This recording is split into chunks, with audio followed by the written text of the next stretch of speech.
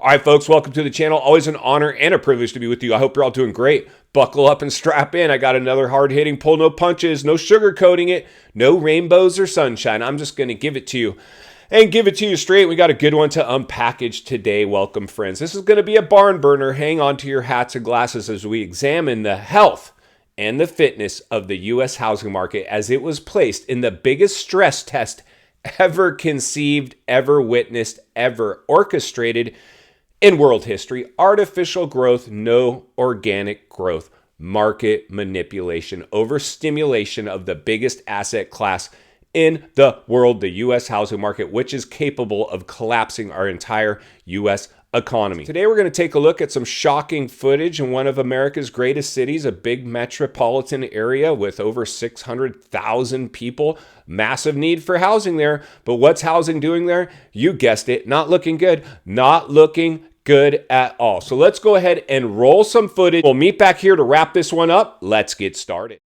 All right, buckle up and strap in as we head into Detroit City. Not a bad looking city on the surface, but not everything is always as it appears. Let's head over to today's featured property. Roll up your windows and lock your doors. Maybe even put on that extra face mask if you still have one. This might be a barn burner. Let's go ahead and bring up today's crash map. Everything here going through price reductions. All right, friends, welcome to today's property. Let's make our way inside the house. Never mind. Turn around, head back to the car. Clearly, this one is a disaster. Let's keep looking around so we can see if there's any value here, if at all. All this property is clearly a major disaster. No one's going to want to move into this thing. It is far from move-in ready. I can see that somebody got started trying to clean the place up, but then something happened. Something went sideways. Let's get into the description and the numbers to see if that'll break it down a little further. And here's our property's description. Come restore this diamond in the rough back to its original grandeur. Investors and handy homeowners, take a look at this one. And oddly enough, after only 7 days, it has 445 views with 40 saves. Somebody showing interest in this property. But why? What could possibly be interesting to anybody with this property? Well, let's dig a little deeper. And as we can see, they came on the market back in summer at $30,000, went pending, fell out of escrow, came back on, stuck on the market, and now just did a hefty 33% price reduction, now sitting at on the market at $20,000. That is absolute insanity. Somebody wants this sold. Somebody wants it sold right now. But wait, there's more. And if you were to go ahead and get a loan for $20,000, your payment would be $129 a month. You heard that right, $129 a month.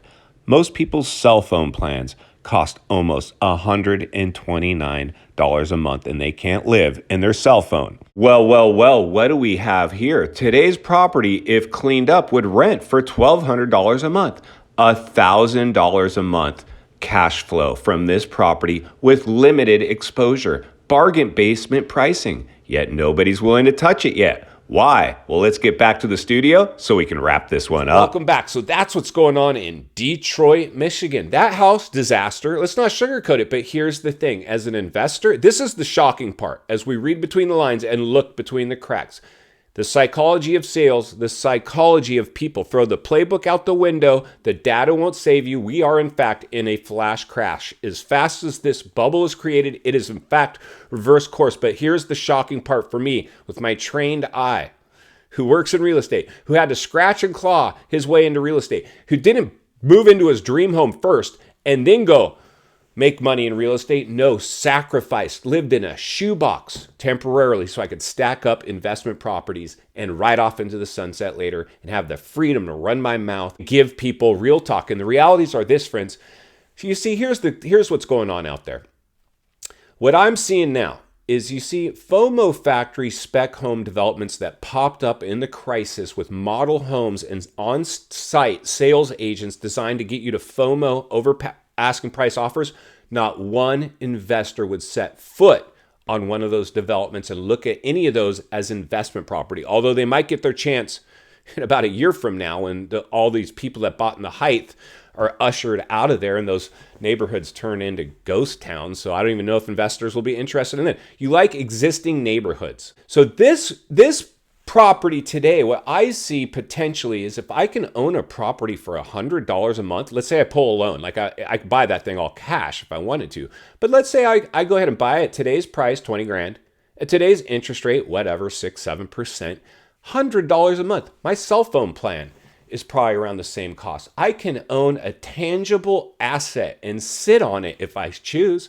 If I had that property in my area, I could bounce over there on the weekends and clean it up and slam a renter in there, well over $1,000 a month, a cash register, $1,000 a month, every month, $1,000.